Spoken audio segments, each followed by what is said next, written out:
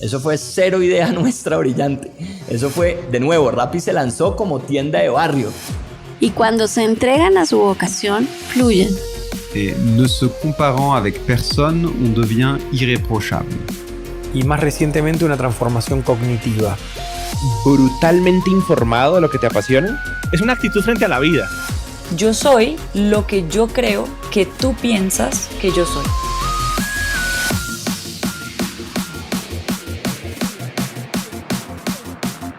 Hola, hola, hola, soy Robbie J. Fry y este es otro episodio of The Fry Show. Este podcast es una celebración de personas que no aceptan la vida tal como es. La abrazan, la cambian, la mejoran y dejan su huella en ella. In the words of Steve Jobs, they leave a dent in the universe. Esta es una cápsula de tiempo en donde yo pueda aprender sobre sus mindsets, filosofías e historias y compartirlas con ustedes. En las palabras de Larry King, me recuerdo a mí mismo todas las mañanas. Nada de lo que diga este día me enseñará nada. Entonces, si voy a aprender, debo hacerlo escuchando. Mientras yo estoy caminando y pensando sobre mi invitado, yo estoy imaginando cuando hay un proceso de contratar un presidente, un director, que todas las personas, me imagino, tenían una capacidad similar, o capacidades en el sentido de liderazgo, donde estudiaron sus modelos mentales, etc., ¿no? Todos son muy hábiles en qué hacen. Pero hay algunas cosas que no puedes buscar, no puedes encontrar antes del momento de la entrevista, de una conversación. Y mi invitado esta semana, estoy casi seguro que tiene como muy similar a Carolina Angarita de Discovery o de Catalina Ortiz Lalinde. Es algo muy especial en estos individuos que cuando hablan con ellos, escuchen este podcast, hay algo muy especial, la manera que ellos combinan palabras, cómo ellos piensan, cómo construyen sus ideas. Entonces, para mí es muy obvio por qué mi invitado tiene la posición que tiene. Medellín, Colombia, tiene mucha suerte de tener gente como él, navegando, liderando, manejando este país con sus retos, con sus equipos. Entonces, no, muy, muy especial. Si es la primera vez que escuchas el podcast, bienvenido y muchas gracias. Espero que aproveches esta oportunidad de inscribirte al podcast en Spotify, Apple, Amazon, Google o tu player favorito. No olvides, si este podcast te parece espectacular, hay otras cosas espectaculares que puedes encontrar en thefryshow.com. The newsletter, convertirse en un miembro de The Fry Show y obviamente si quieres acceder a los libros, podcasts, personas y lo demás que mencionamos en cada episodio, puedes encontrar todo en thefryshow.com. Más importante, si disfrutas este tipo de contenido, si escuchas con frecuencia y eres parte de una empresa, universidad o comunidad, ¿por qué no pruebas Quinto? Cambiamos mindsets de tu talento con microaudios a través de WhatsApp. Quinto es fusión nuclear para el cerebro. Quinto lidera la lucha por la abundancia mental, un mindset a la vez. Quinto.ai, Kinnto.ai, Quinto.ai. Gracias. Con ese dicho, episodio 89, el renacimiento de la innovación, con el gran David Escobar Arango. Sonido. Hola, 1, 2, 3. Perfecto, listo. Siempre arranca de la misma manera, siempre se puede ganar más plata, no más tiempo. Gracias por su tiempo, David. Muchas gracias a vos por la invitación y qué gusto estar aquí. Claro, tengo muchas ganas de hablar de libros y muchas cosas, pero antes, cuéntame sobre Leti, Beatriz y Juan Gabriel. Leti, Beatriz y Juan Gabriel. Hiciste tu tarea. Leti era mi abuela, Leticia Villa. Una mujer muy especial, una mujer que quiero mucho y murió hace unos años.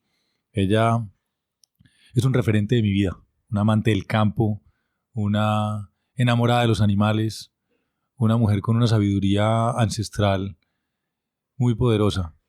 Yo quiero saber más de porque tú hablaste en una charla muy lindo en YouTube que encontré sobre pero no profundizaste en este tema. ¿Qué significa parte ancestral en la conexión? Lo que pasa es que, Leti, no sé si te has dado cuenta o se han dado cuenta que las personas siempre hablan de la sabiduría de los abuelos o de las frases de mi abuela. Y yo tengo un montón de frases que me ayudan a entender y a conectarme con el mundo que vienen de ella. Por ejemplo, una que me gusta mucho y repito aquí bastante, que tiene que ver con la educación y con la comunicación, que decía ya mucho, cuando uno se está cansando de repetir, las personas apenas están comenzando a entender. Y esa es frase de mi abuela. Entonces Leti fue una mujer extraordinaria, una mujer valiente, una mujer fuerte y al mismo tiempo amorosa. Leti también era la mujer que hacía los mejores postres del mundo. Creo que su gran hobby y su gran amor era hacer galletas, tortas y postres para sus nietos. Una mujer increíble. Me hace mucha falta Leti. No, y sabes, un día en Apple estaba preguntando a mi jefe un día, dice, parce, ¿por qué está repitiendo la misma cosa otra vez? Ya sabemos. Dice, Robbie, repetimos hasta el punto que tú estás cansado de escucharlos porque tú sabes que viene. En eso es que tenemos que hacer, porque todos están la misma. Es casi igual que tú dijiste, su abuela. Tal cual, así es. Y tenía un montón de frases, además coloquiales, mucho más chistosas, pero también muy interesantes. Tenía una sobre... Ella era muy conservadora. Eso no se lo heredé, pero ella era muy conservadora. Era una mujer de partido. En esa época Colombia era muy sectaria. Entonces ella decía que el agua fría no era buena sino para las plantas y para los liberales. Y yo a veces utilizo ese chiste para algunas cosas. Pero ella tenía muchos cuentos como ese. Sobre todo porque era una mujer del campo. ¿Pero dónde exactamente en Colombia?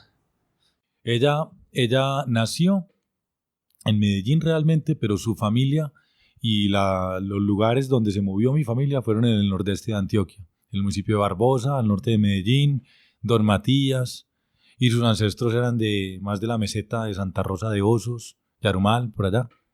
No, siempre preguntes, para un gringo es muy importante preguntar sobre la familia, porque la familia tiene un sentido muy diferente de los Estados Unidos aquí. Entonces, mucha de la información viene de los abuelos, viene de las madres, de los padres de la familia, que no tanto en los Estados Unidos. Lo otro es muy profundo la conexión con el ambiente, con el bosque en otras partes, solamente porque es Colombia. Colombia sí.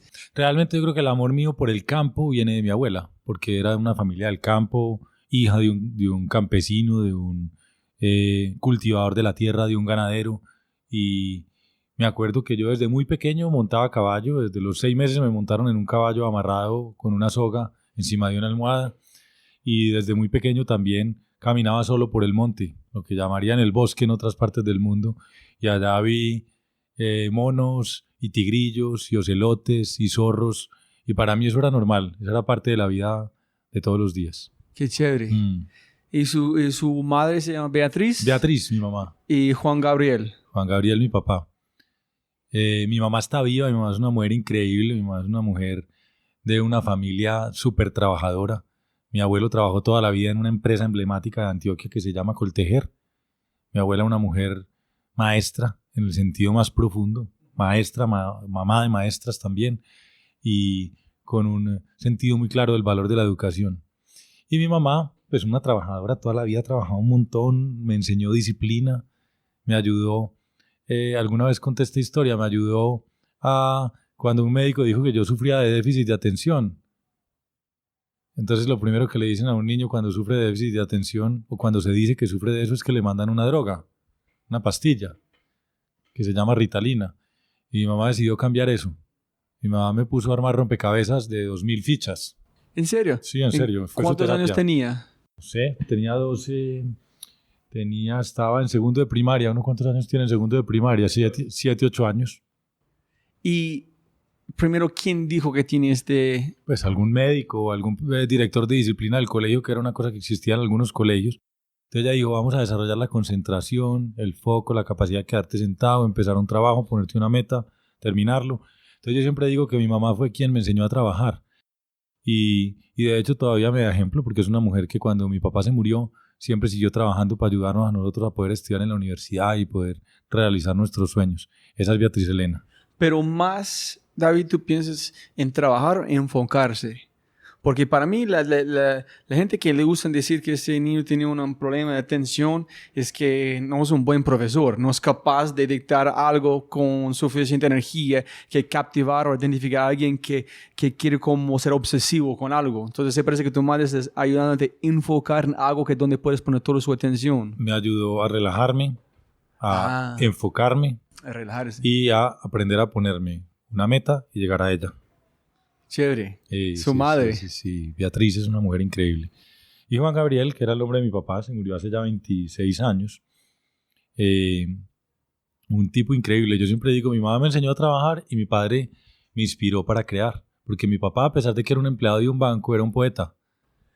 Eso es Sí. porque poesía, tú que siempre estás Sí. poniendo cosas Yo en Twitter siempre sobre eso. pienso en la poesía, porque yo llegaba a mi casa o veía a mi papá en la casa y siempre estaba leyendo un libro y siempre estaba intentando, como decía él, un poema o escribiendo algún poema. Nunca publicó, pero el amor por los libros y el amor por la creación y por el arte me viene de él. Entonces en mí vive esa combinación de la mujer muy disciplinada, muy trabajadora y el hombre un poco más creativo, más abierto. Mi papá, desde muy pequeño, lo único que hubo en mi vida ilimitado fueron los libros. Todo lo otro tenía algún límite y alguna regla, pero los libros solo tenían una regla.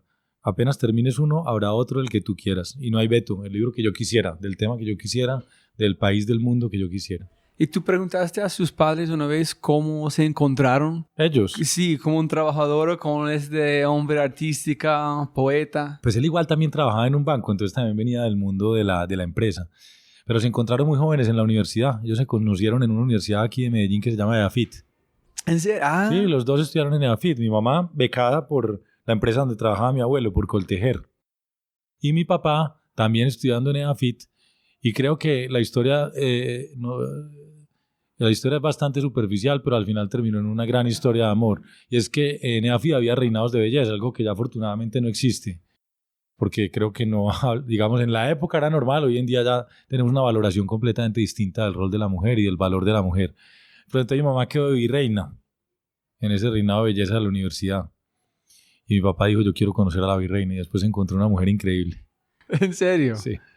¿En cuántos, como... ¿Y ellos casaron en qué año, sabes? Ellos se casaron en el año 72. El 5 de agosto de 1972. Qué chévere. Sí, así es. ¿Y por qué, preguntaste eso, por qué le gustó leer como poemas en ese tipo de cosas? ¿Cómo encontró ese tipo de...? ¿Por qué leía ficciones y filosofía y poemas mi padre? Porque yo creo que creció en un entorno de libros. La casa de mi abuela, la casa de mis abuelos, siempre había libros por todos lados. Entonces, se volvió una pasión de mi papá. También me imagino que por donde estudió, él estudió con los jesuitas y con los salesianos, con dos comunidades religiosas que le inculcaron un valor muy grande, sobre todo por la filosofía.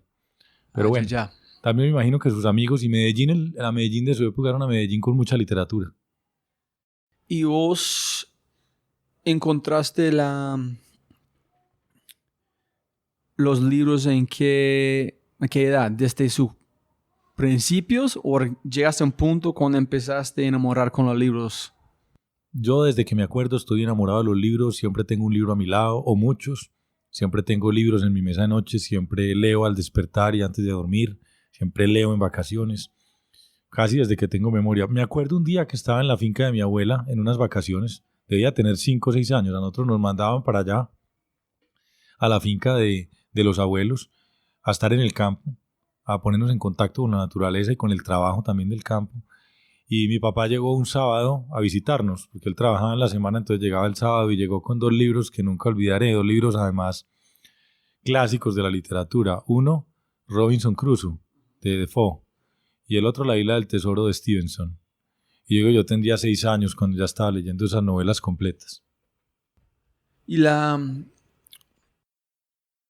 cuéntame de cómo, sobre los estudios que estudiaste hasta Harvard, EAFIT. Así, cuéntame más o menos, castíganos con la historia para llegar hasta aquí con fama. Y no olvides el mapa mental.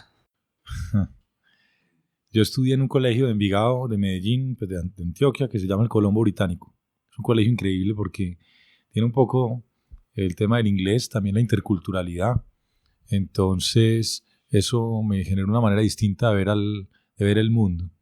Era un colegio divertidísimo, donde estudiaba gente de distintos orígenes socioeconómicos, los hijos de los dueños de las empresas, los hijos de los profesores de las universidades privadas y públicas, muchas personas que normalmente no podían pagar el colegio pero que tenían algún tipo de apoyo. Entonces era un colegio incluyente. Era un colegio donde era muy importante la ciencia y al mismo tiempo era muy importante el idioma. ¿Fue una decisión de su padre, su madre? Fue una ambos? decisión de mi padre, porque mi padre nunca pudo aprender a hablar inglés y él decía, clave aprender a hablar inglés, y quería un colegio que no fuera religioso, para que fuera un colegio libre, un colegio abierto. No porque él no valoraba la religión, sino que quería una educación laica, que a mí también me pareció muy importante. So, hay una buena conexión aquí en Confama en que ustedes quieren como promover y mostrar al mundo, ¿no? Diversidad, inclusión. Inclusión, diversidad, pues yo creo que todas esas cosas las viví yo desde muy pequeñito en mi colegio. Profesores inolvidables de los mejores cursos de literatura en español y en inglés, unos grandes profesores. Después decidí, cuando estaba terminando el bachillerato fue cuando murió mi papá. Yo en ese momento tenía un proyecto en la vida que era ser profesor de literatura inglesa y me había decidido ir a estudiar a Oxford en Inglaterra. ¿En serio? ¿Cuántos años tenía? Tenía 16 años. Entonces, ya sabía. Ya sabía. Yo pensaba que iba a estudiar literatura inglesa y que iba a escribir y que iba a ser profesor. Pero murió mi papá y tomé la decisión de quedarme en Medellín y dije, pero de las cosas que me gusta hacer, entonces, ¿qué hay para estudiar en Medellín? Y a mí me encantaban las matemáticas, sobre todo me encantaba la física clásica. Entonces dije, voy a estudiar una ingeniería. O sea, decidí estudiar ingeniería no porque aquí me imaginara qué hacía un ingeniero, sino porque me parecía fabuloso el quehacer de la matemática y de la física, que era un componente importantísimo de la ingeniería. Entonces dije, voy a estudiar ingeniería en EAFIT, una universidad que tenía como un panorama más amplio del de las otras universidades privadas, y en ese momento tomé la decisión de no estudiar en la universidad pública porque se demoraba un poco más estudiándola y yo quería estar pronto haciendo cosas. Pero, ¿qué fue el cambio en la chispa con su dirección después de su padre? ¿Por qué decidiste tomar una dirección diferente? ¿Por qué no fue más motivación llevar a la literatura? ¿Porque su padre fue su pasión también? Es que mi padre murió asesinado, entonces eso fue un tema muy traumático para mí y para mi familia. Entonces cuando eso pasa, yo tenía como prioridad estar al lado de mi mamá y estar al lado de mi hermano. Entonces no es que yo no siguiera mi pasión, sino que yo entendí que mi responsabilidad en ese momento en la vida era estar en mi familia. Y dije, y mi pasión seguirá, pero la iré buscando por otros caminos. Pero empecé a estudiar en EAFIT, ingeniería de producción, y me enamoré del estudio, y sobre todo me encontré una cosa que me fascinó y es la posibilidad de servir a los demás. Yo ya me metí como a ser representante estudiantil y a liderar grupos estudiantiles, a organizar eventos culturales, a organizar las fiestas de la universidad, que aquí son muy importantes, y terminó gustándome ese activismo. Entonces me volví un activista, me volví una especie de político universitario, de joven líder universitario, y por ahí encontré una pasión que aún hoy es parte de mi energía para hacer lo que hago en Confama, es la pasión por servir a los demás. Entonces allá en la Universidad de EAFIT entendí cómo funcionaba un programa de becas, y allá en la Universidad de EAFIT comprendí en qué consiste trabajar por la calidad en la educación y cuál es el valor que tiene la educación, y allá entendí el valor que la ciencia tiene para construir desarrollo. Entonces me enamoré de todas esas cosas y por eso durante mucho tiempo perseguí un camino de una carrera pública. Cuando estaba terminando en EAFIT me fui a trabajar a una empresa acá que se llama Suramericana o Isura. Luego trabajé en una empresa que se llama Tania, una empresa de ropa interior. Luego trabajé en Orbitel, una empresa de telecomunicaciones e informática. Y ahí me metí en el mundo público. Estuve un montón de años en la alcaldía de Medellín y en la gobernación de Antioquia y en el grupo EPM. Y ahí decidí, después de mucho darle vueltas, que quería intentar un camino por lo público. Y conocí a Sergio Fajardo, que después fue alcalde de Medellín, y estuve trabajando con él muchos años, tanto cuando fue alcalde como después. Pero dos preguntas allá, David. Uno es una cosa muy común con ese tipo de violencia con mis invitados. Yo siempre estoy muy interesado. Yo no puedo comprender ni puedo imaginar cómo hace alguien con ese tipo de frustración, confusión, dónde pone su energía para que tú puedas lograr cosas. Sin embargo, tiene que cosa que no es justo yo no entiendo qué necesitan hacer una persona mentalmente, qué acciones pueden tomar para poner su energía, mejorar cosas, y no solamente devolverse adentro de uno en su, no sé, buscando a alguien para echar culpable, menos de mejorar cosas o convertir uno en algo mejor. Pues cuando una cosa así le pasa a uno en la vida, uno siente un dolor muy profundo y alcanza a sentir rabia. Solamente yo te digo lo que yo viví. Yo no puedo hacer un análisis genérico de la sociedad antioqueña, pero lo que yo viví, un día lleno de rabia, yo era un niño, yo tenía 16 años, un jovencito, lleno de rabia, decía, Medellín mató a mi padre, porque era un momento muy difícil de la historia de esta ciudad. Pero eso no me sonaba bien, no me sabía bien en la boca, no se sentía bien en mi cuerpo, porque tener rabia no es cómodo, tener rabia es enfermador, como dice mi abuela. Entonces lo que hice yo es que me fui para la carretera de Las Palmas, manejando un carro que tenía pequeñito, muy viejo, y mirando hacia esta ciudad en la noche, viendo la ciudad iluminada, dije, bueno, ¿me voy o me quedo? Si no soy capaz de quedarme para estar contento, para hacerlo bien, para servir a los demás, entonces me voy de Medellín. O me quedo. Pero entonces si me quedo, ¿para qué me quedo? Y dije, bueno, me quedo para que lo que me pasó a mí, que es perder el papá antes de tiempo y tener la familia desequilibrada por muchos años, pues no le pase a nadie más. Entonces si me quedo es para trabajar por la gente. Esa fue como la reflexión que yo hice. Yo lo único que ya con los años he estudiado es que la única manera de superar un problema, un dolor, un trauma es teniendo un propósito. Entonces, cuando yo encontré un propósito que era servir para algo en esta ciudad, todo se desencadenó, todo funcionó.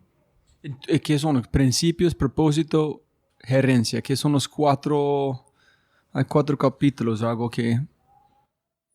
Yo realmente lo que creo es que yo realmente creo que lo importante ahí es tener, Robbie, un propósito, saber para qué estás en el mundo. ¿Puede cambiar su propósito o necesita uno que es allá Pues para yo lo que vivir? creo es que eso es como en estrategia, que uno debe tener un plan A. Ajá. Y solamente un plan A. Si de pronto el plan A no funciona, pues creas otro plan A. Okay. Pero creo que alguna vez leía en el Wall Street Journal un artículo que me gustaba sobre estrategia que decía, y creo que aplica tanto para las empresas como para la vida, que la gente a la que le va muy bien en la vida, ya define el éxito como quieras, es la gente enfocada en una estrategia, la gente que tiene unas decisiones claras que ha tomado. Entonces, yo creo que uno debe tener un propósito, que ese propósito puede mutar en el tiempo, evolucionar. Sí. Seguro que afilar, sí. pulir. Pero lo que no creo es que uno va a tener un plan A, un plan B y un plan C, porque entonces nunca estás viendo el A con suficiente energía y concentración, sino que estás diciendo, pues bueno, y si no me funciona tengo el B, y si no me funciona tengo el C. Entonces al final nunca tienes un camino. Y cuéntame sobre cuando tú recibiste la llamada en Frente y Frisbee de Fajardo. ¿Por qué llamó? ¿Cómo encontró a él? ¿Qué ustedes hablando en el avión cuando piensas que fuiste a Nueva York? Yo quiero saber si tú preguntaste en un momento qué características tú tienes que él vio en uno para confiar para traerte allá, ¿cómo fue la Pues son dos llamadas distintas. La una es cuando empezamos a trabajar juntos en Medellín. Previo a su campaña en la alcaldía de Medellín, yo estaba caminando, siempre cuento la historia, por el centro comercial San Diego. Y me acuerdo exactamente dónde estaba parado cuando me suena el teléfono celular y Sergio Fajardo me dice, yo David, soy Sergio Fajardo, quiero tomarme un café con usted. Yo le dije, bueno, listo, él estaba como subdirector del periódico El Colombiano. Nos encontramos mañana o tal día a las 7 de la mañana, de allá fuimos. Yo creo que a él lo que le interesó en ese momento era que yo era, por un lado, había sido elegido edil del poblado. Edil es el cargo básico de la democracia colombiana, no todo el mundo lo conoce, son los miembros de las juntas administradoras locales. Son las pequeñas juntas de las localidades o el poblado, tiene una junta de 7 personas, que son como los ediles elegidos. Y lo otro es que yo venía escribiendo en El Colombiano zonal, que se llama Gente, una columna de, no sé, de 400 palabras cada 15 días, siempre sobre temas urbanos. Sobre ¿Es el mismo que sociales. tú manejas hoy? ¿Que tú estás publicando en Twitter? No, yo publico en El Colombiano hoy como principal, y en esa época era en el periódico zonal, el del poblado. Yo imagino que le llamaban la atención esas dos cosas, nunca hablé con él sobre eso. La siguiente conversación fue muchos años después. Después de la primera, yo le ayudé en su campaña a la alcaldía, trabajé como secretario privado. Luego fue que me presenté para estudiar en la universidad en Estados Unidos y pasé. Y me fui para Estados Unidos, me fui para Boston a estudiar un máster en administración pública. Y al estar allá, le conseguimos con varias personas una cita para hacer una entrevista con alguien que ya no quieren mucho en los Estados Unidos, pero que era una persona muy, muy interesante, que es Charlie Rose. No lo quieren porque fue parte de un escándalo de acoso sexual que hizo que saliera de los medios de comunicación, pero le conseguimos una entrevista con Charlie Rose en Nueva York como un alcalde muy interesante y como un potencial presidente para Colombia. Entonces él fue a Boston y me dijo, ¿por qué no volamos juntos de Boston a Nueva York? Y conversamos. ¿Qué estabas haciendo en este momento? Yo estaba estudiando mi máster en la Harvard Kennedy School, en la Escuela de Gobierno de la Universidad de Harvard. Entonces yo saqué un día y compré un tiquete de Boston y me fui en el mismo avión con él de Boston a Nueva York a esa entrevista de Charlie Rose. Y sentados en el avión me dijo, yo quiero que usted maneje la campaña presidencial mía. Yo le dije, listo. Pero le dije, yo no soy la persona correcta. De hecho, todavía creo que no era la persona correcta porque no tenía el país en mi mente, ni lo conocía, ni tenía la experiencia empresarial ni política para eso, pero él me escogió y yo creo que me escogió porque yo lo entiendo y me escogió porque yo sé que él tiene una visión para el país y me escogió porque sabe que yo ejecuto los proyectos que me propongo ejecutar. Y de ahí nos sentamos en Nueva York esperando la entrevista, nos fuimos para la cafetería del Museo Metropolitano y ahí hicimos el plan de la campaña presidencial del 2010.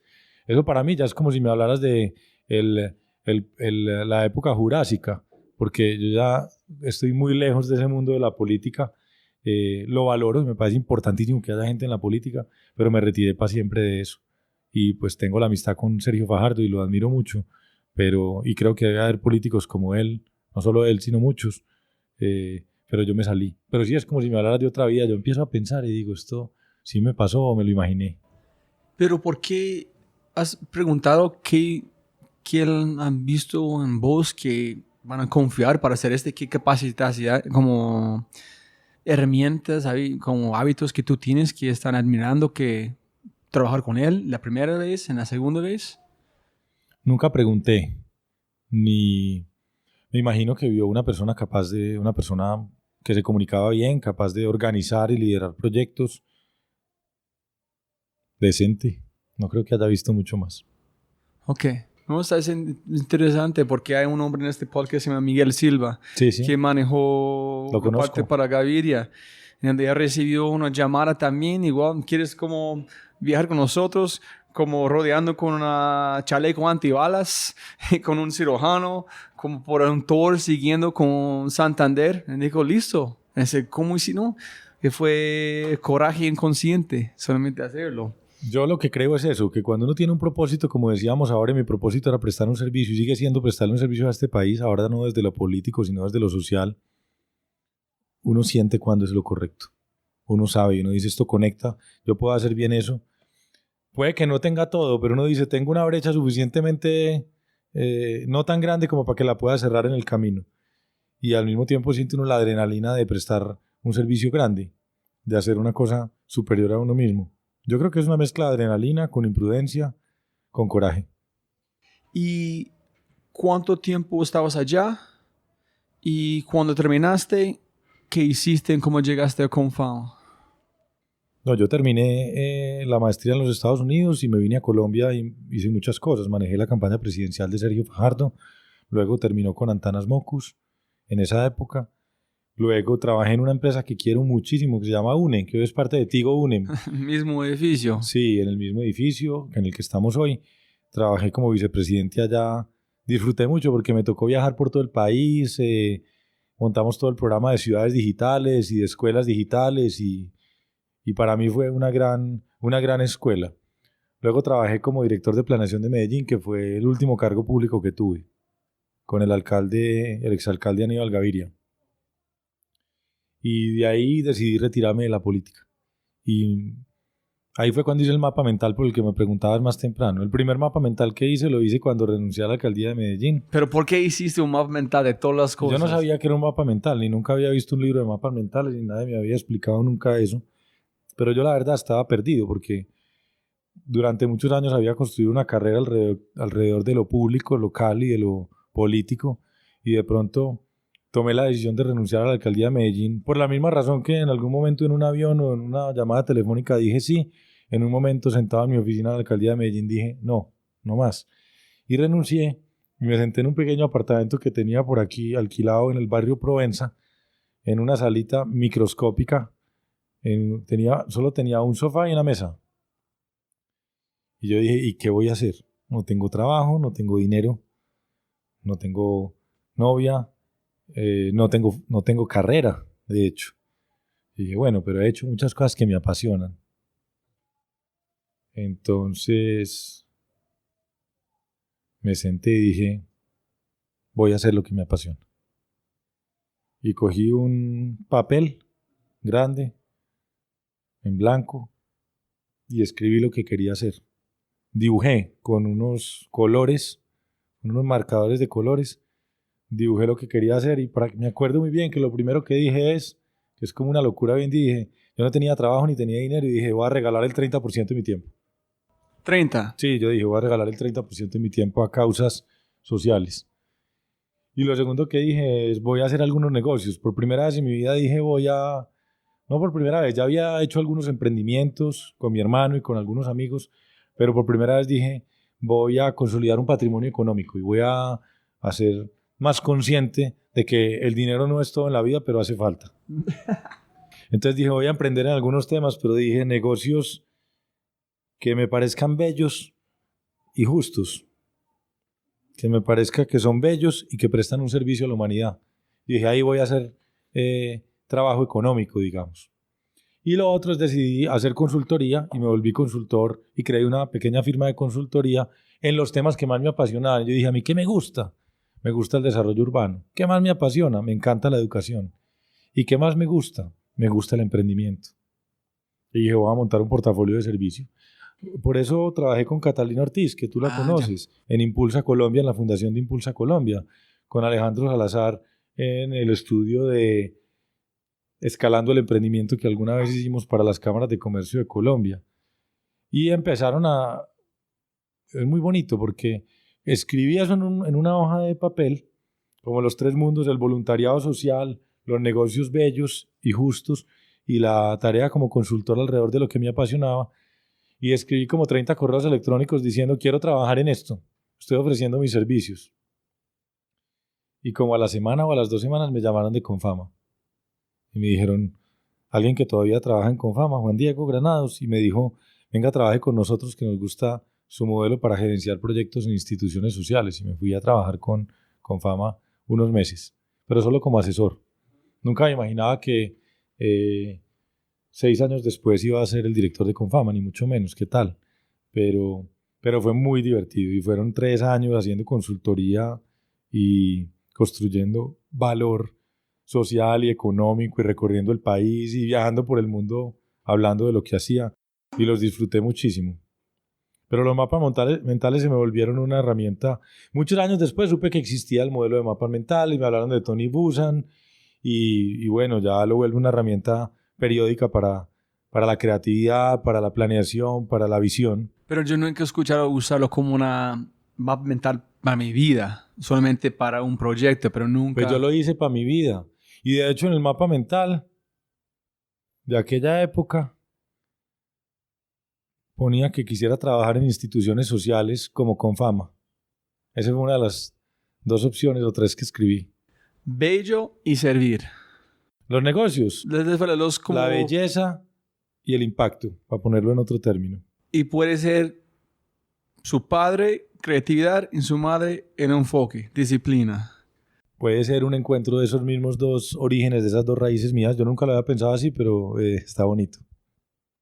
Uno, tengo que inspirarme en la parte de arte, mejorar. En otro, no, tengo que tener un impacto, tiene que ser un derecho, que como no es aleatorio. Es aquí, vamos a tener impacto. Pues Robbie, está interesante, nunca me había visto así, pero bueno, te voy a quedar debiendo una sesión de psicoanálisis. No es, solamente la historia está manifestando en mi mente en tiempo real. Entonces son 2 cosas como se parece con su padre, son buenos, ¿no? Puede ser chévere en un banco, pero si yo falta la parte de creatividad, no es para mí. Puede ser un lugar allá, pero no tiene impacto, no es para mí. Allí, es que aquí estamos. Yo creo que en parte sí está la herencia de la belleza y de la poesía y de las ficciones y la herencia del orden y el trabajo, pero hay algo que no vino de ninguno de los dos y era prestar el servicio a los demás, que yo creo que ese fue un regalo que me dio Medellín.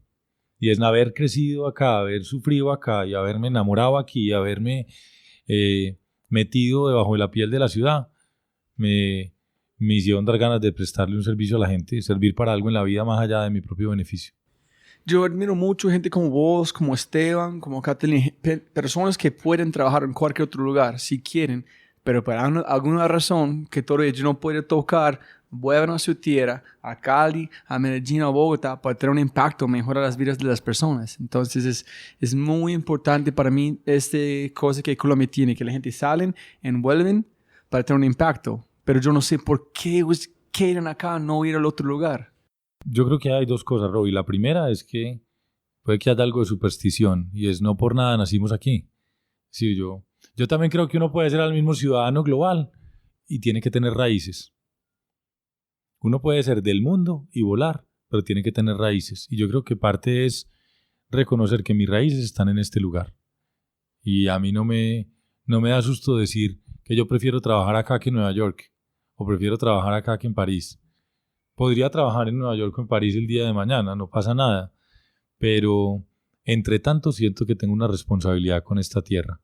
Y lo otro es que ya cuando me puse a trabajar de lleno en Medellín, cuando entré a la alcaldía de Medellín a trabajar, la verdad es que esta ciudad es, bueno, tú lo sabes mejor que yo, esta ciudad es enamoradora, esta ciudad es seductora, esta ciudad tiene al mismo tiempo una cantidad de asuntos todavía por resolver, pero una belleza, una fuerza, una vibración tan poderosa que yo creo que se vuelve un atractor de gente.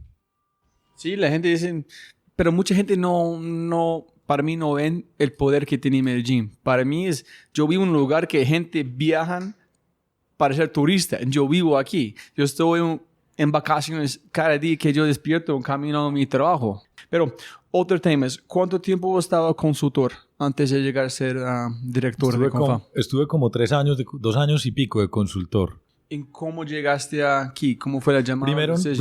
Primero es contar que me aburrí de la consultoría. Me estaba yendo súper bien, digamos, económicamente, y los proyectos que hice súper bonitos. Pero un día dije, me hace falta la acción, me hace falta hacer, me hace falta gerenciar, me hace falta resolver problemas, me hace falta sacar proyectos adelante, me hace falta emprender. Entonces me fui a hablar con una persona que quiero mucho de esta ciudad, que es el rector de AFIT, Juan Luis Mejía. Okay. Y que admiro mucho. Bueno, con varias personas, pero me acuerdo cuando hablé con él y le dije, quiero empezar a trabajar con más acción. Quiero menos consultoría y menos documento y menos conferencia y quiero hacer. ¿Tú fuiste a él para como mentor? Cuéntame sí, que... Sí. Y él me dijo, están buscando director para Interactuar, que Interactuar es una fundación de emprendimiento en barrios y veredas, como en base de pirámide, como dicen en algunas partes, creada en Medellín en el año 83, con microcrédito y con asesorías y con educación para emprendedores. Me dijo, están buscando director en Interactuar. Yo le dije, listo, me voy para allá. Con otro empresario de esta región, también le dije, me aburrí de ser consultor. Y me dijo, es que a vos te gusta hacer, te gusta la acción. Y realmente, Roy, a mí me gusta la acción. Disfruto la adrenalina de la acción. Pero acción donde tú estás manejando la energía en menos de ayudar a alguien más a tomar acción. Pues disfruté lo otro, pero me di cuenta que a mí me gustaba más pararme como de puntero que de arquero o de defensa. Ok. Y la verdad, trabajé en Interactuar feliz, hice una pequeña movilización y transformación en una institución social bellísima de esta región y de este país. Y el día que estaba haciendo la entrevista para Interactuar, me preguntaron, ¿y qué haría que te fueras de Interactuar? Antes de entrar. Y yo dije, me haría que me fuera a Interactuar si me llaman de Confama. Y yo no me imaginaba que me pudieran llamar de Confama, porque pues, aquí había una persona admirable y maravillosa manejando esta institución, pero te me salió así como espontáneamente, porque yo tenía Confama entre mis sueños. ¿Pero por qué? Porque creo que Confama siempre pensé desde el objetivo que Confama es una institución, una plataforma para movilizar el desarrollo antioqueño y colombiano poderosísima. Entonces yo decía, yo metido en Confama, puedo dejar una huella. Entonces yo veía desde el objetivo, desde lo racional, yo veía, y desde lo emocional, pues yo no creo que sea el único antioqueño, sino que son millones de antioqueños los que han tenido algo en su vida que ver con Confama, pero te voy a contar 2 o 3 anécdotas fundamentales. El primer computador que yo manejé, en el que hice programación cuando se programaba en BASIC y en Logo, estamos hablando de los años 80, fue en Confama. Mi primer curso de coding fue en Confama. No en EFIT. No en EAFIT, ni en el Colombo Británico en Envigado, en Confama. Y la primera vez que a mí me dijeron que yo podía ser un buen escritor fue en Confama, porque me gané un curso de literatura juvenil infantil en Confama. Confama hacía unos cursos de literatura entre los colegios y me gané unos libros de premio. Los fui a recoger a una biblioteca de Confama en el centro. Entonces yo tenía como una cosa ahí de Confama de toda la vida. Yo tengo que tocar este podcast por unos chicos en EFI que están trabajando con un programa con U3 al mismo tiempo. En ellos un grupo tiene algo que es pasión. En ellos encontraron que los niños quieren hacer algo, pero nadie cree en ellos, nada están identificando un poder en que tú dices exactamente que la gente buscan. Tú puedes ser escritor, tú puedes ser programador, en encontraste en Confama. Pues sí, yo creo que es que Confama ha sido ese lugar. Para mí fue en los computadores y en la literatura, pero para otros es en el deporte, o en el baile, o en la natación, o en la música. Para mí fue ahí. Pero incluso yo conozco muchos artistas, grandes artistas de esta región, que dicen la primera vez que yo toqué una guitarra fue en Confama. ¿Cierto? Chévere. Y eso que Confama también siempre estuvo en mi corazón. Entonces yo seguramente tenía ese vínculo emocional con una institución preciosa y también la reflexión racional de hombre, tal vez con lo que yo he logrado recoger en la vida desde el sector privado y desde el sector público, logré construir a partir de la Confama que ya existe, que es una Confama grandiosa, una institución que se vuelve fundamental para el desarrollo de Antioquia y seguramente más adelante para el desarrollo del país. Y listo, ellos preguntaron, tú dijiste manejar Confama. Entonces estuve trabajando 18 meses en Interactuar y de pronto recibí una llamada que me acuerdo muy bien que la recibí el 12 de diciembre del año 2015. Otra llamada. Otra llamada. Muchos callings. y me llamó una persona del consejo directivo de Confama y me dijo, ¿usted está interesado en participar en el proceso de selección? Y yo dije, listo. Y enfoqué todas mis energías psíquicas, físicas y emocionales en llegar a Confama. No, solamente fui a las entrevistas, hice las pruebas psicotécnicas y respondí todas las preguntas que me hicieron, que fueron muchas, porque fue un proceso de selección con mucha competencia, con otras personas, y finalmente me dijeron, bueno, lo escogimos. Un 12 de enero, un mes después, vine a este edificio del lado, aquí en el Poblado, a una reunión. Yo era el centro de una mesa y 10 personas haciéndome preguntas alrededor. Y salí de la entrevista y dije, bueno, me voy a ir para Confama. ¿Qué tipo de preguntas? Me preguntaban que yo qué pensaba del sindicalismo, porque estas instituciones tienen presencia de los trabajadores y de los empleadores. Y a mí me quedaba muy fácil responder que a cualquier tipo de participación y de discusión entre partes distintas de una sociedad construye valor. A mí me encanta la discusión. Me preguntaron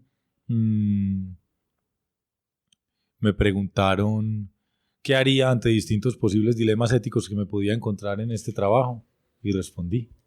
Ese detalle no te lo voy a contar, pero me preguntaron qué creía yo que se debía hacer con Confama hacia futuro y plasmé una visión en pocos minutos y bueno, yo creo que los convencí porque llevo ya 2 años y medio aquí continuando una carrera lo más de bonita que creo que acabo va a estar unos buenos años haciendo la tarea. Y cuando, no sé si puedes contestar, pero ¿de verdad pusiste su energía, vibrar a este nivel que es Confama, meditaste, no sé qué? ¿Hiciste o está hablando metafóricamente? No, hice eso. Y la razón que pregunto es porque Carolina Angarita, directora de Discovery, ella habló como tuvo un problema, divorció con su esposo y ella empezó a pensar, ¿qué quiero en una otra persona que van a acompañarme en la vida. Y empezó a meditar en manifestar la energía que ella quiera recibir de esta persona día a día a día. Y cuando conoció a su esposo, ella sintió como la misma energía que ella ha manifestado antes y dijo, yo voy a casar con esta persona. Entonces, yo creo en esas cosas de física cuántica, en ese tipo de cosas. Yo creo en física cuántica y creo en las sincronías de la vida, pero también creo en el poder de la fuerza de la voluntad humana, en el poder de la mente humana. Puede que no siempre funcione, porque puede haber otras mentes humanas y unas circunstancias externas. O sea, no... pero la verdad yo creo en la magia. Y ese mismo ejemplo de Carolina Angarita, yo lo viví unos meses después, porque la mujer con la que comparto hoy mi vida, que es una mujer increíble, después cuando entré a Confama, yo tengo una relación muy especial con un hombre que me acompaña como terapista, como psicólogo en conversaciones permanentes y me ayuda a ser mejor persona y a encontrar mi camino. Y entonces le dije, hombre, mira, a mí me ha ido bien en todo, pero yo frente al tema de la pareja y de la familia siempre he tenido tantas parejas, tantos fracasos, tantos sinsabores. Obviamente también me he encontrado con gente maravillosa. Y me dijo, ¿y por qué no haces lo mismo con tu vida personal que lo que hiciste con tu carrera? Haz un mapa mental. Me dijo este hombre, un hombre muy inteligente, me dijo, haz un mapa mental con lo mismo, con lo que tú quieres ser, en la parte personal más íntima. Y escribí lo que me soñaba de una mujer.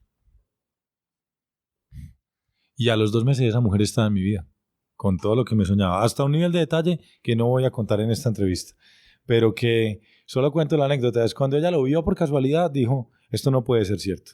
¿Tú cuándo escribiste esto? Yo lo escribí 2 meses antes de conocerte. Me dijo, no puede ser cierto, porque esa soy yo. Y yo, esa eres tú. Entonces, pues, hay gente que dirá, no, están hablando aquí de brujería, y yo creo que realmente estamos hablando de la magia, de la voluntad y de la fuerza de la psique humana. Sin duda. Y cuando yo conocí a mi esposa en Apple, yo sentí como cámara lenta, como el mundo, toda la energía en el mundo. Y yo sabía, voy a casar con esta mujer en este instante. Llegando a las preguntas de innovación. La primera es, ¿piensas que es importante esta palabra innovación? Y donde quiero conectarlo, David, es, tú hablaste de un hombre que se llama Jorge Blandón. ¿Es correcto? Jorge Blandón. Sí, lo conozco. Tú hablaste que él está haciendo cosas muy importantes, pero alguien no van a calificar como innovación.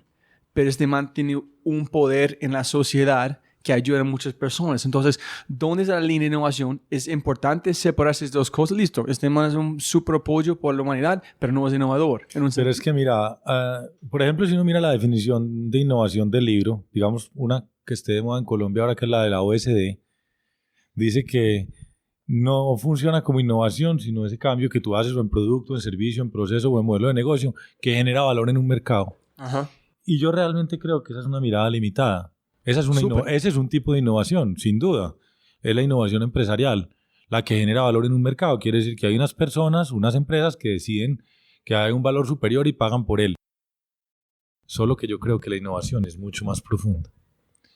Porque, por ejemplo, yo también creo digamos, quítale mercado. Si genera valor. Porque la definición de valor es mucho más amplia en la era de la sostenibilidad. La definición de valor en la era de la sostenibilidad, pongámoslo de esta manera, si tú cambias un producto, un servicio, un modelo de hacer las cosas, para que construya valor social, para que construya un mundo mejor, también eso es innovación. Entonces, lo que hace Jorge Blandón en su tarea desde el barrio Santa Cruz es construir valor para la sociedad. ¿Que eso se puede volver dinero? No, pero es que el único valor no es el que se paga con dinero. Yo creo profundamente que hay una innovación empresarial importante, respetable, imprescindible, y al mismo tiempo hay una innovación social y humana que a veces genera valor en un mercado, pero que a veces simplemente lo que genera es un valor humano superior que no tiene precio. Lo que hace un artista en una organización comunitaria, en un barrio de una ciudad como Medellín, emprendiendo para inspirar jóvenes a creer que su vida puede estar alrededor del arte y la cultura, puede ser muchas veces innovador, depende de cómo lo haga. y genera valor social. Puede que no se haga rico por ese camino. ¿Piensas que es importante tener las conversaciones alrededor de la palabra innovación o piensas que estamos equivocados en un sentido intentando poner una definición? Porque la gente siempre quiere ser como el sustantivo, pero no quiere ser el verbo. Quiere ser innovador, pero no quiere ser el proceso, vivir el proceso de Fajardo, esta empresa, finalmente llegando a un punto que es un proceso de innovación, no es algo que es finito, es un proceso infinito en un sentido. No sé si es importante hablar de esta palabra o solamente ejecutar, acción, en olvidar la palabra. Pues lo que pasa es que las palabras valen el contenido que una sociedad y una organización y una persona les ponga.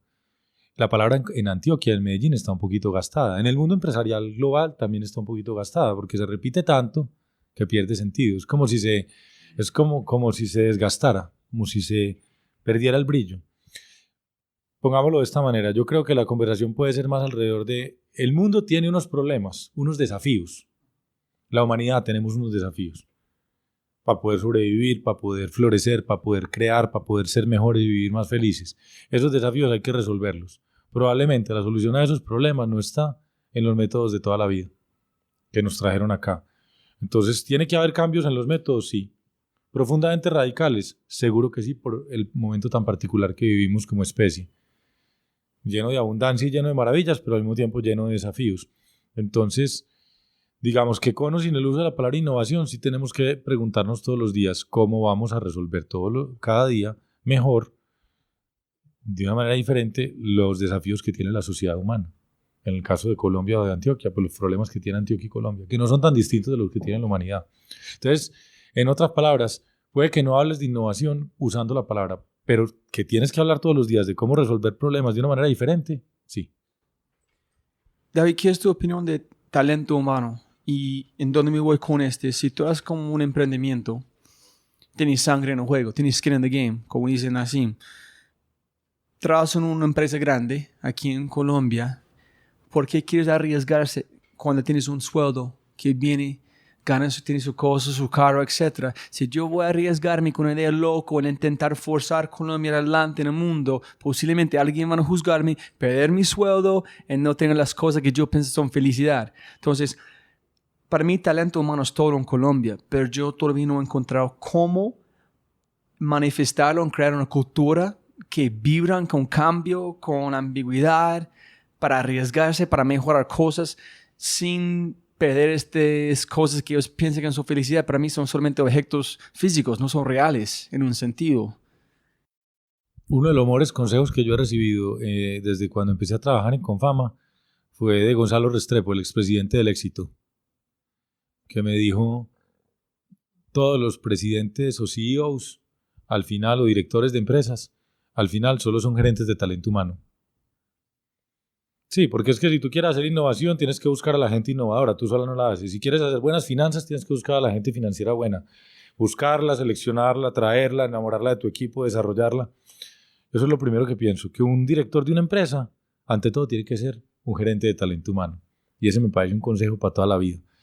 Segundo, cosa que se me ocurre, es la famosa frase de Drucker, que la cultura se come a la estrategia del desayuno.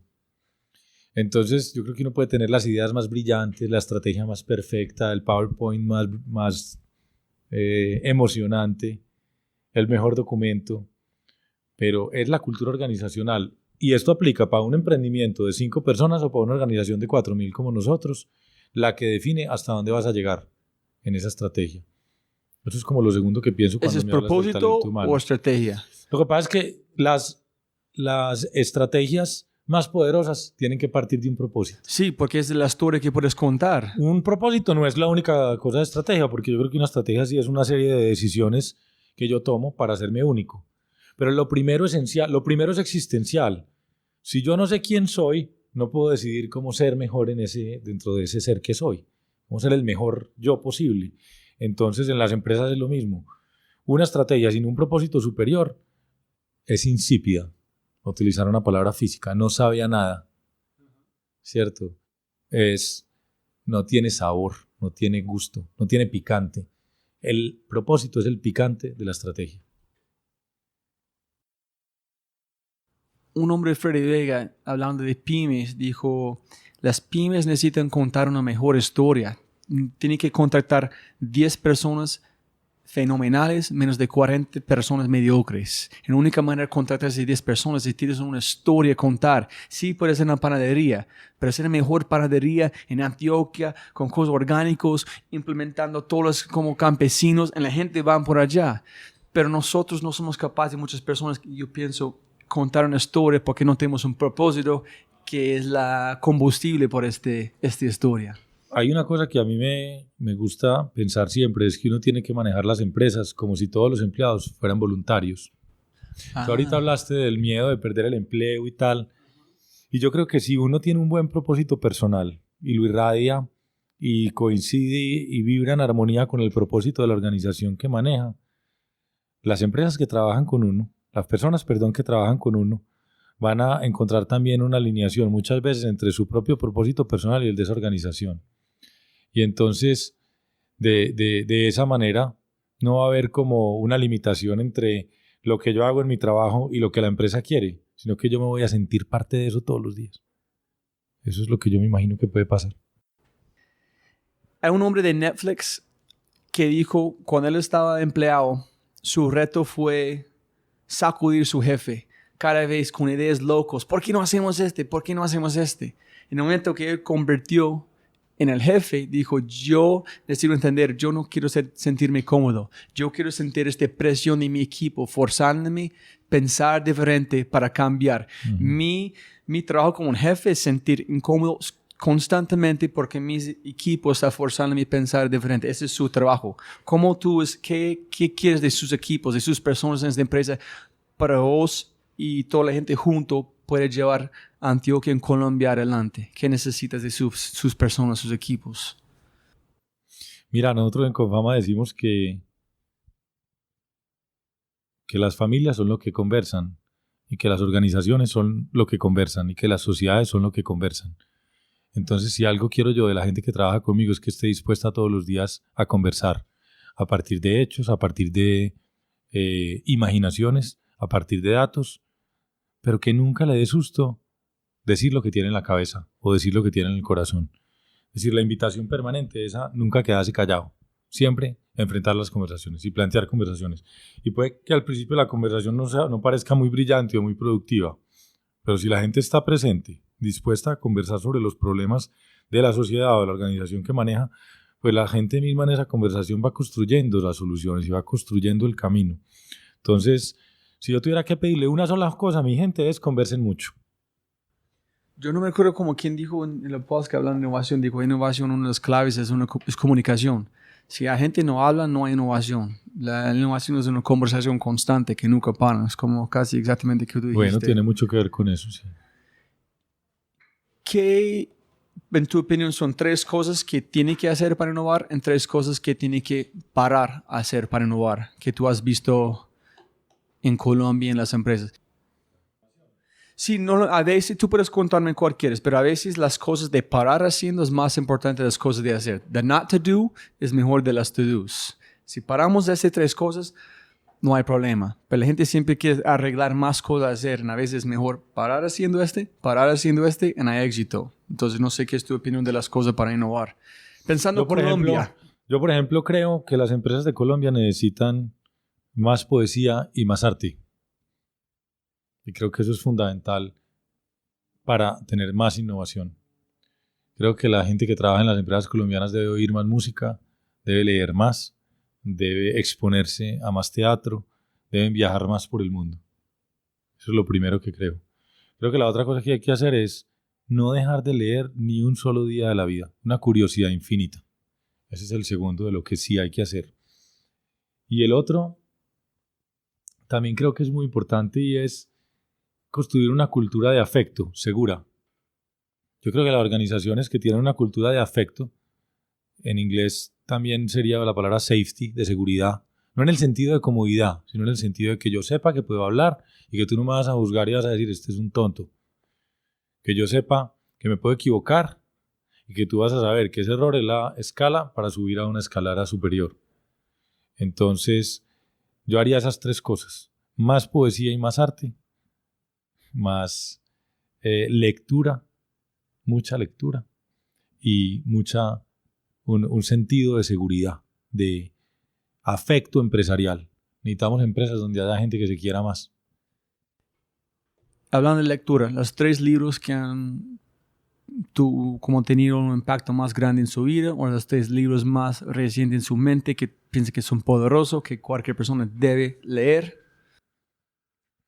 Bueno, libros, es muy difícil escoger 3 libros, pero digamos, hay uno que siempre menciono que es Memorias de Adriano, de Marguerite Yourcenar. Nunca he escuchado. Es una biografía, una novela histórica hecha como si fuera autobiográfica de una escritora, no sé si ella era francesa o belga, sobre la vida del emperador Adriano, el emperador romano del siglo II. Memorias de Adriano. Es una bella historia sobre el poder, sobre la humanidad, sobre el amor. Ese es un libro que a mí me marca poderosamente. Uno que he disfrutado mucho en estos días es el libro de poemas de Rilke, que se llama en inglés The Book of Hours, o el libro de las horas. Es un libro de poemas a Dios, pero digamos no al Dios de alguna religión, sino a una cosa como mucho más amplia, a algo mucho más amplio y superior. ¿Cómo he encontrado este libro? ¿Cómo lo encontré yo? Sí. No, me lo encontré. Siempre estoy buscando poesía, siempre. Rilke ha sido un autor que siempre busqué. Voy a buscar este libro. Ahí van 2. Y otro libro hay uno que me marcó recientemente, que se lo recomiendo mucho a los empresarios. Es de una autora que se llama Andrea Wolf, sobre la vida de Humboldt. A propósito, el año entrante Humboldt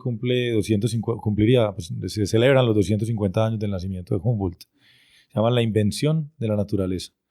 Me parece importantísimo que la gente de este momento de la historia entienda cómo funciona la ecología. Súper. Sí. Es un buen libro. Sí, te respondí 3 distintos como para ponerle 10 distintos a los que respondo normalmente, excepto a Adriano. Chévere. El peor consejo que ha recibido en su vida. El peor consejo. El peor consejo es... Pero no lo seguí. Yo nunca sigo los consejos que me... Pero el peor consejo que he recibido en la vida es... no tomes esa decisión porque te va a perjudicar. ¿En quién dijo este?